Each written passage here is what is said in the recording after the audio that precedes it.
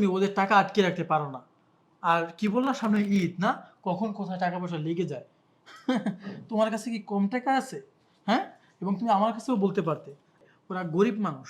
তুমি ওদের যেই টাকাটা আটকে রেখেছো, এই টাকাটাই ওদের কাছে অনেক বেশি। এই টাকাটা দিয়ে ওরা চলে। আর তুমি কি করলা? কুরবানি দিবে, এইটা দিবে, সেইটা দেবে। এইজন্য তুমি ওদের টাকা আটকিয়ে রেখেছো। এই, তুমি যদি ওর টাকা আটকিয়ে রেখে কুরবানি দাও, হ্যাঁ? তোমার কাছে যারা টাকা পয়সা পাবে, সেই টাকা পয়সা পরিশোধ না করে যদি তুমি কুরবানি দাও, তোমার তো কুরবানিই হবে না। সত্যিটা কি জানো? সত্যিটা হচ্ছে তুমি এই টাকা দিয়ে শপিং করবে। বুঝতে পেরেছো? সেটা ভালো করেই বুঝতে পেরেছি। আর কুরবানির কথা বলো, তাই না? আরে কুরবানি কার জন্য দাও? আল্লাহ তাআলার সন্তুষ্টির জন্য। ঠিক আছে? কিন্তু মানুষের মনে কষ্ট দিয়ে, মানুষের হক নষ্ট করে যদি তুমি কুরবানি দাও, সে সন্তুষ্টি অর্জন করতে পারবে না। বুঝতে পেরেছ? গরিবের টাকা মেরে।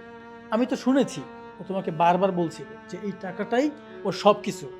কিন্তু তুমি কোনোভাবেই ওর কথা মানতে রাজি না। এমনকি তুমি ওর গায়েও শুদ্ধ হাত তুলেছ। এখন কি করবে তুমি বলো? তুমি যত কুরবানি দাও, ঠিক আছে? পৃথিবীর সব গরু যদি কুরবানি দিয়ে দাও না, আর যদি গরিবের হক মেরে খাও, হ্যাঁ?